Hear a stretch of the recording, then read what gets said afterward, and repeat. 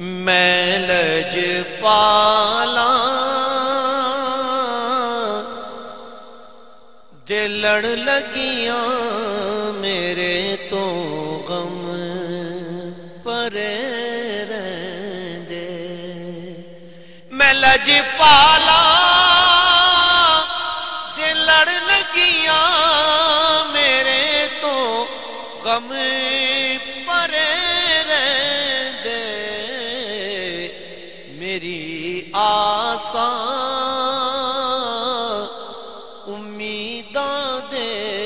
صدا بوٹے ہرے رہندے میری آساں امیداں دے صدا بوٹے ہرے رہندے خیال یار وچ میں مست رہنا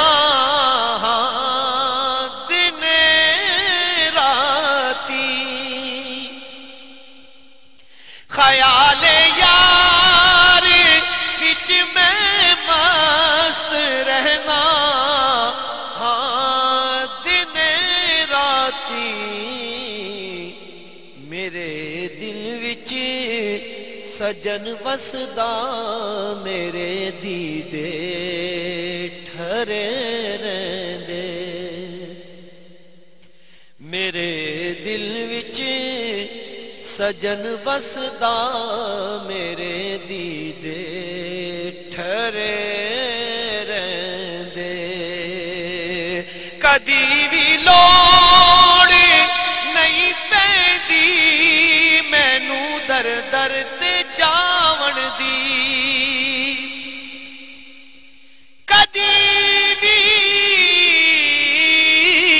کدی بھی لوڑ نہیں مینوں در در تے جاون دی میں لج پالا دا منگتا ہاں میرے پلے بھرے رہندے میں لج پالا دا منگتا ہاں میرے پلے بھرے رہندے نیازی مینوں غم کا دا میری نسبت ہے لاسانی نیازی مینوں غم کا دا میری نسبت ہے لاسانی کسے دے رین جو بن کے قسم رب دی کھرے رہندے کسے دے رین جو بن کے قسم رب دی کھرے رہندے جزاک اللہ جزاک اللہ بہت شکریہ السلام علیکم خواتین و حضرات جی میں سوچا تھا یہ جو لڑ لگنا ہے کیا ٹرمینالوجی ہے یعنی اس کا آپ کو کوئی مترادف کسی زبان میں جو فیل یہ ہے وہ نہیں ملے اس کے دامن سے وابستہ ہو سبحان اللہ سبحان اللہ اور کیا اس میں ایک اپنائیت بھی ہے اس میں عجیب حسن ہے عجیب ایک کمال ہے روینہ بی بی نے ناروے سے سوال کیا تھا مفتی صاحب کہ ان کی ہمشیرہ انتقال کر گئی ان کا زیور ان کی والدہ ماجدہ کے پاس ہے اور جو ہمشیرہ جن کا انتقال ہو ان کی 4 سالہ بچی بھی ہے تو وہ زکوٰۃ کے حوالے سے پوچھ رہی تھی اب صورتحال یہ ہے زکوٰۃ کے تو میرے خیال استعمال کے مطابق جی ایک تو استعمال بھی اور دوسری اس پہ تو اب یہ ہے کہ چونکہ اس کی وارث جو ہے اس کی جو فوت ہو گئی مرحومہ تو ان کی وارث ان کی بیٹی ہے ٹھیک اب جو ان کی والدہ ہے وہ اس کی یعنی امین ہے امانت دار تو ان والدہ کو اس مال میں تصرف کا کوئی حق حاصل نہیں ہے ٹھیک یعنی وہ اپنی مرضی سے اس کو کوئی اللہ کی راہ میں بھی نہیں کر سکتی ہے کیونکہ جب تک وہ بچی بلوغت پہ نہیں آئے گی اور بالغ نہیں ہوگی تو اور جب پھر وہ بالغ ہو جائے گی تو یہ مال اس بچی کے حوالے کی جائے گا، اس کے بعد پھر وہ جیسے چاہے اس میں تصرف کر سکتی ہے. اور جو بھی سسٹم ہوگا اگر آگے بھی کسی کو امین انہوں نے بنانا ہے تو قانون یہی اسی طرح لاگو ہوگا. وہی طریقہ کار ہوگا، لیکن یہ خود بھی تصرف نہیں کر سکتے. بالکل ٹھیک. یہ آپ اپنی مرضی سے. اور کوئی زکوٰۃ اس پہ عائد ہوتی ہے؟ زکوٰۃ چونکہ اب وہ زکوٰۃ تو بچی ہے، اب وہ بالغ نہیں ہوئی ہے تو اس لیے اس پہ زکوٰۃ تو ہے نہیں. جی وہ ان کی ہی، وہ جو ان کی بچی ہیں جی، وہ ان کا یہ مال ہے، اور آپ کی والدہ ماجدہ جو ہیں وہ امین ہیں، تو وہ اپنی مرضی سے اس میں کوئی تصرف جو ہے وہ نہیں کر سکتی. صاحب نے اس حوالے سے یہ بات بتائی ہے. آصفہ بی بی ہیں ٹیلی فون لائن پہ کراچی سے. السلام علیکم. ہیلو، السلام علیکم نور بھائی. جی کیسے تھے آپ؟ خیریت سے؟ میں ٹھیک ٹھاک، اللہ کا شکر. آپ کیسے ہیں؟ شکر الحمدللہ. نور بھائی آپ کا پروگرام بہت میں شوق سے دیکھتی ہوں، شہری کی ٹائم بھی اور افطاری کی ٹائم بھی بہت اچھا لگتا ہے، اور مجھے آپ کا شو بہت پسند ہے. اور مجھے جو ہے وہ آپ کو ایک چھوٹی سی نعت سنانی تھی. جی بسم اللہ. بسم اللہ الرحمن الرحیم. ٹھنڈی ٹھنڈی ہوا رحمتوں کی چری، ٹھنڈی ٹھنڈی ہوا رحمتوں کی چری، بن کے موجے کرم مصطفیٰ آ گئے، بن کے موجے کرم مصطفیٰ آ گئے، ہو گئی کھل گئی ٹھنڈی ٹھنڈی ہوا. جزاک اللہ، جزاک اللہ بیٹا، بہت شکریہ آصفہ بی بی، بہت مہربانی. صاحب اتنے بچے بچیاں آئیڈلائز بھی کرتے ہیں، آپ کو سنتے بھی ہیں، آواز میں آواز ملا کے تربیت بھی چاہتے ہوں گے. کیا سلسلہ ہونا چاہیے کہ اگر کوئی شغف رکھتا ہے بچہ اسکول میں یا کالج میں، تو وہ کیا پیٹرن اور کیا لائن آف ایکشن اس کو فالو کرنی چاہیے؟ دیکھیے جی الحمدللہ جیسے ہم نے اپنے والد گرامی سے سیکھا، اور میرے والد صاحب کا نعت شریف پڑھنے کا اپنا انداز تھا، لیکن انہوں نے مجھے نصیحت کی فصل تمہارا انداز میرے انداز سے الگ ہونا چاہیے، وہ تمہاری شناخت ہوگی. ٹھیک. تو الحمدللہ میں نے جو اپنا انداز رکھا وہ والد صاحب سے ہٹ کر ہی ہے، لیکن سیکھا سب کچھ والد صاحب سے ہی ہے. بالکل ٹھیک. تو اگر کسی نعت خواں سے کوئی شخص متاثر ہوتا ہے تو یقیناً متاثر ہونا اپنی جگہ پر ہے، لیکن کوشش کرے کہ وہ اپنا ایک منفرد انداز رکھے، تبھی اس کی دیگر نعت خوانوں کے مقابلے میں پذیرائی زیادہ ہوگی کہ اس کا اپنا ایک اسٹائل ہے نعت پڑھنے. بالکل ٹھیک، بالکل ٹھیک. لیکن پھر اس کا مطلب ہے کہ آپ کو جیسے معلم کی ایک ضرورت ہوتی ہے یا ایک گائیڈنس کی ضرورت ہوتی ہے. بالکل نعت خوانی میں بالکل آپ کو جو اس کے سر ہیں، جو اس کا انترا ہے، ستائی ہے، وہ سب کچھ جو ہے استاد ہی بتائے گا. تلفظ، خاص طور پر تلفظ کی ادائیگی جو ہے، عموماً نعت خواں حضرات تلفظ کی ادائیگی درست نہیں رکھتے، وہ بھی استاد بتائے گا. تو وہ آپ کو استاد سے سیکھنا ہوگا سب کچھ. اور دیگر کیا اس میں احتیاطیں اور احتیاط جو ہے وہ ہو سکتی؟ میں سمجھتا ہوں کہ سب سے جو اہم چیز ہے وہ ہے معیاری کلام ہو، کلام کے اندر پختگی ہو، اور اگر بہت ہی اچھا ہو کہ کسی عالم کا لکھا ہوا کلام آپ پڑھیں تو وہ مقام رسالت کو سامنے رکھ کر نعت شریف لکھے گا تو الحمدللہ پھر اس کا لطف کچھ اور ہوگا. بالکل ٹھیک، بالکل ٹھیک. میں آپ کو بھی مدثر صاحب کویت سے کال کریں، میں آپ کو خواجہ خورشید انور صاحب، اللہ تعالیٰ نے غریق رحمت کرے، بہت بڑا نام ہے موسیقی کا، انہوں نے ایک بات کہی وہ میں آپ سے ضرور شیئر کرنا چاہوں گا. مدثر صاحب کی کال ہے کویت سے. السلام علیکم. وعلیکم السلام. کیا حال ہے نور بھائی؟ جی مدثر صاحب آپ خیریت سے؟ الحمدللہ. آپ کی طبیعت کیسی ہے نور بھائی؟ شکر الحمدللہ. جی مجھے فیصل صاحب سے بات کرنی تھی. جی بات کیجئے. بسم اللہ، بسم اللہ.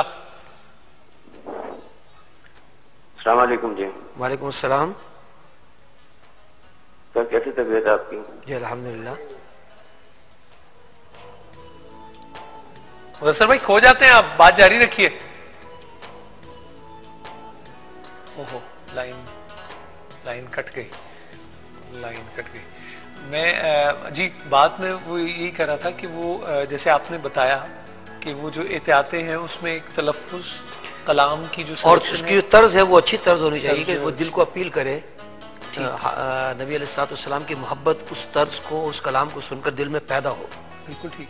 جیسے حضرت مولانا شاہ احمد رضا خان فاضل بریلوی رحمۃ اللہ علیہ نے فرمایا کہ لوگوں اگر تم یہ چاہتے ہو کہ تمہارے دلوں میں محبت رسول پیدا ہو تو خوش الحان نعت خانوں سے حضور کی نعتیں سنو. خوش الحان نعت خانوں سے. تو نعت شریف جو ہے وہ نبی علیہ الصلوۃ والسلام کی محبت پیدا کرنے کا بہت مؤثر ترین ذریعہ ہے. اگر آپ کے دل میں نبی علیہ الصلوۃ والسلام کی محبت پیدا ہوگی تو یقیناً آپ پھر حضور صلی اللہ علیہ وسلم کی اتباع کی طرف بھی مائل ہوں گے, حضور کی اطاعت بھی کریں گے, حضور کی فرما برداری بھی کریں گے. ایک چیز گزارش کروں گا مؤدبانہ طور پر کہ بالکل جیسے آپ نے فرمایا کہ الفاظ تلفظ کی انترا یہ ساری چیزیں جو ہے اس کی تو ہے, اور لیکن جو آخری آپ نے جملہ ارشاد فرمایا کہ نعت جو ہے ایسی پڑھی جائے کہ جس کی وجہ سے حضور کی اتباع کی طرف راغب ہو جائے, دل مائل ہو جائے.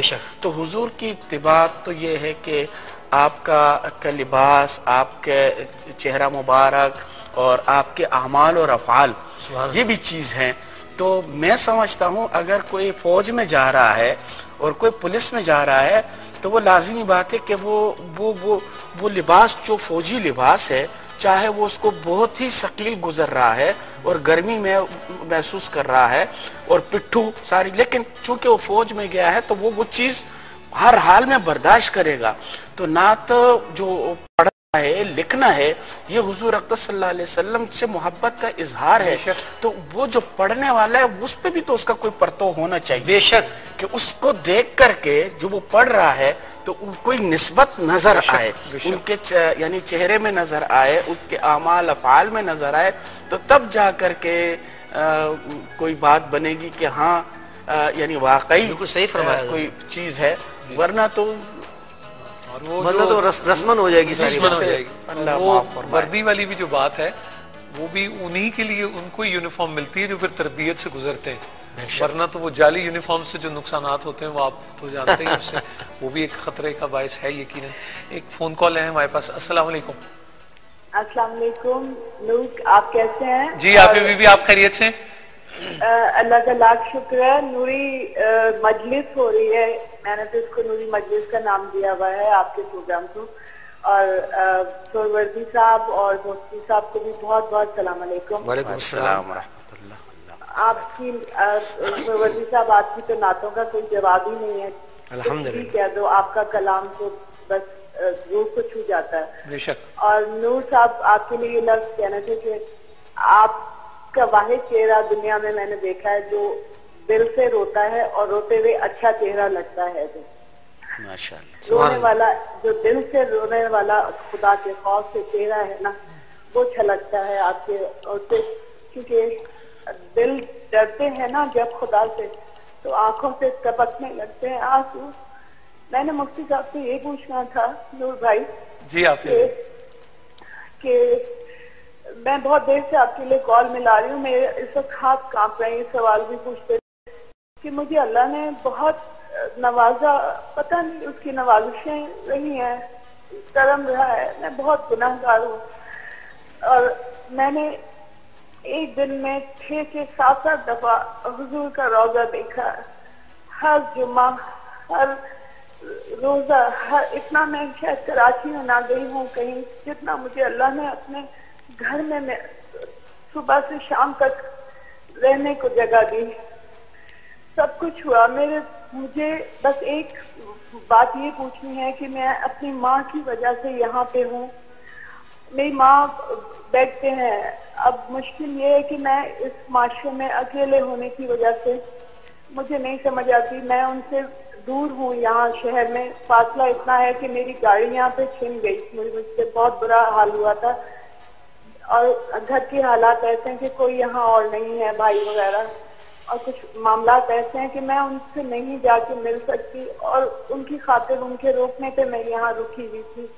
اب مجھے یہ بتا دیں, میں ہر وقت دعاؤں میں یاد رکھتی ہوں, میں بے نیاز ہوں دنیا سے بالکل, مجھے اللہ نے کر دیا ہوا ہے, صبر اور صبر مانگتی رہی ہوں ہمیشہ میں.